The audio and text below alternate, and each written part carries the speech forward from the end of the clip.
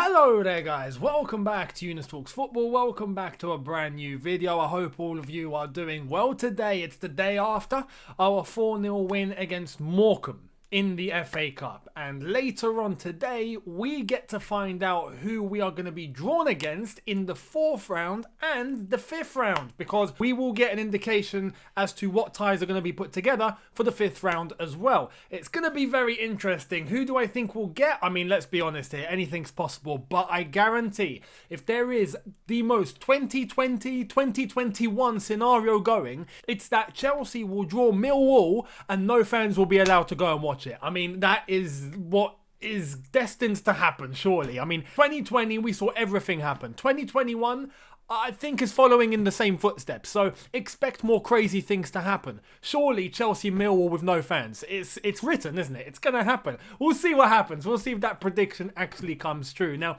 before I get into today's news and today's updates for you guys, I'm going to ask you guys, if you are new, hit that subscribe button, hit that notification bell to be notified once I've uploaded, and let's get into today's nitty gritty. So first piece of news that I want to tell you guys, Chelsea against Fulham, which is meant to be happening on Friday at Craven Cottage. So we aren't playing at home, we're going to be playing away. That has now moved. It won't be taking place this Friday, it will be taking place on Saturday, and it won't be an 8 PM kickoff, it will be a 5:30 PM kickoff. Fulham earlier on confirmed that because they now have to play in midweek, which means that playing Friday 48 hours after Wednesday is too soon, so they've moved the game to Saturday. But that means for us, the Leicester game will more than likely be moved one day as well. So we'll see what happens. At the moment, it still stands, so we won't get that much rest in between Fulham and Leicester, but fingers crossed we will. Fingers crossed we'll have one extra day, and that will help us at least for a little bit. In terms of the big news, I wanted to let you guys know about.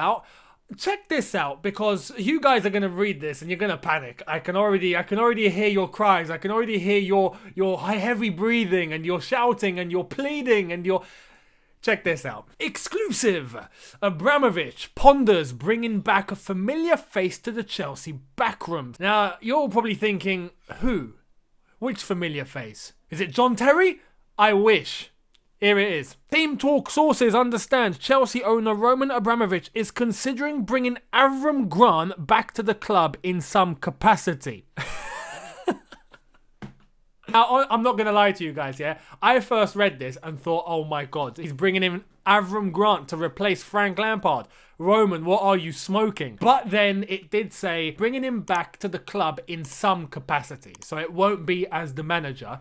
It will be somewhere, just like he was before he became manager at Chelsea. If you remember when Mourinho was at the club for the first time, Avram Grant was just hovering about. I don't even know what his role was. I mean, he was like a director, and then he was like a scout, and then he was like something else. I mean, pretty much like Emenalo, if you remember. Emenalo was like doing loads of roles, and then he got given a job in the boardroom. I mean, Avram Grant never made it to the boardroom, but he made it as our manager. You know, we got rid of Mourinho, and Roman was like, all right, you, Avram, you are taking charge now until the end of the season.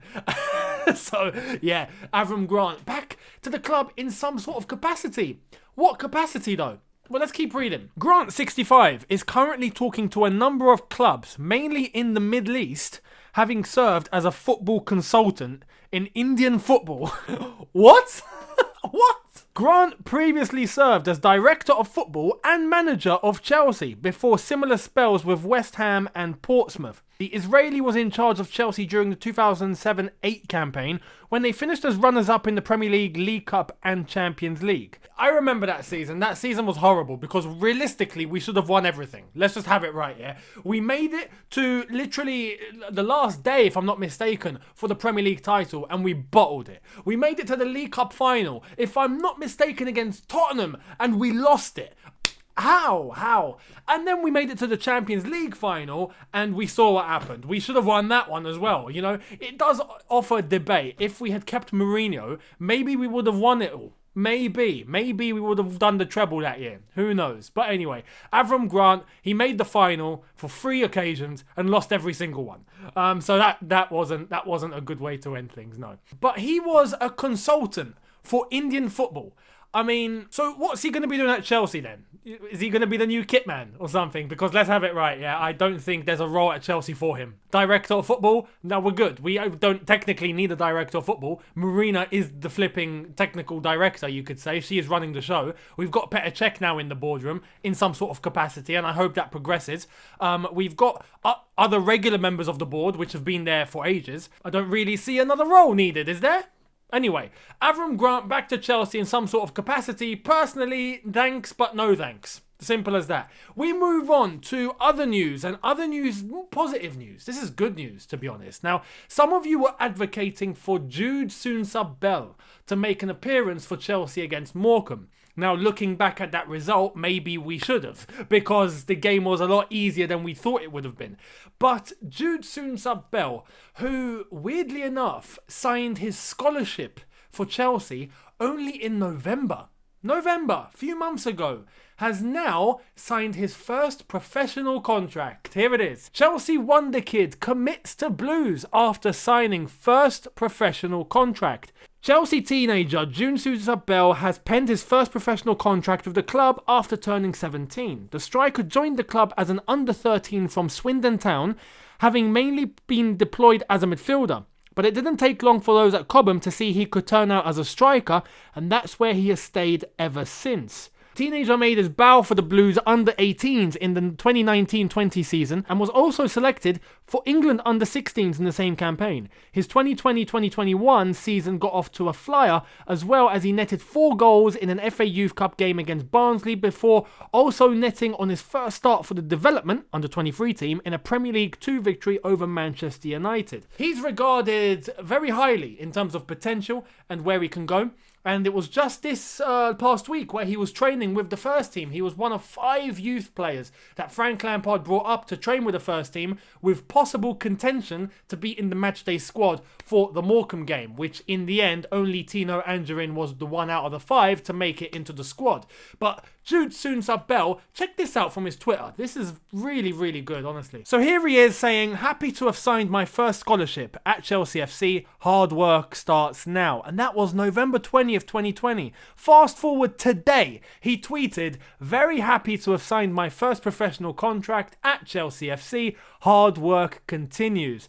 Now, he turned 17 on Sunday, as I've already outlined, so happy birthday to him. Him and Mason Mount share the same birthday. He turned 17, Mason turned 22, so happy birthday to Mason as well for yesterday. And yeah, Jude Soonsup-Bell, definitely one to keep an eye on, for sure, because I really believe he does seem to have some very good technical qualities as a striker. He seems like a quick thinker. He's got good skill when he can dribble, and he likes to take a decision based on instinct. The way that I've seen him play, just the minimal amount of times that I've seen him play, I can't give an overall judgment of what I think he is going to do.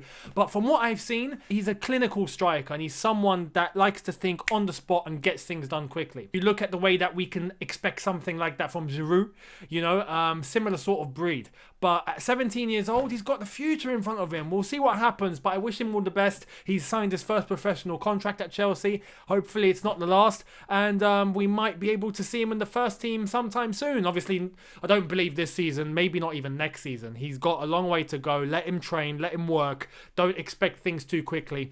But the potential is there, and it's going to be very interesting to see what he's going to do and whether he chooses England for international duty as well, because based on his name, I'm not entirely sure where he's originally from. He's played for England under 16, so right now it is looking like he will opt for England. So that is one, but where he's originally from, I'm not entirely sure. England and Chelsea Football Club might have a good strike on their hands in terms of the future, so we'll see how he develops, and we're looking forward to seeing how he gets along. But there we are, that is the end for today's video. I hope you've enjoyed it. I hope you've enjoyed little updates. The little updates will keep going. We'll see who we get drawn in the FA Cup, and I will let you know about that tomorrow in tomorrow's video. That's going to be interesting. Hopefully it is Millwall. It would be very interesting to see Chelsea play Millwall. It'll be a shame if there's no fans, because that is something that will definitely get the police to work very hard. Very, very hard. There will be carnage if Chelsea play Millwall. But anyway, we'll see what happens. If you are new, hit that subscribe button, hit that notification bell to be notified once I've uploaded. And remember to check out my Twitch. I will be streaming from time to time in the week as we lead up to the Fulham game. FIFA. I made the Champions League final. That is an update. Twitch, crashed. I was halfway through the second half in my second leg, yeah, and Twitch decided to crash, and I finished the game, and I did qualify for the final. I did get past PSG. I play Bayern Munich, so my next Twitch stream will have the Champions League final, Bayern Munich versus Chelsea. Make sure you're following me on Twitch, and be sure to catch that when I decide to stream. Anyway, I'll see all of you tomorrow. Thank you so much for watching. Look after yourselves. Have a good one. Take care, and peace.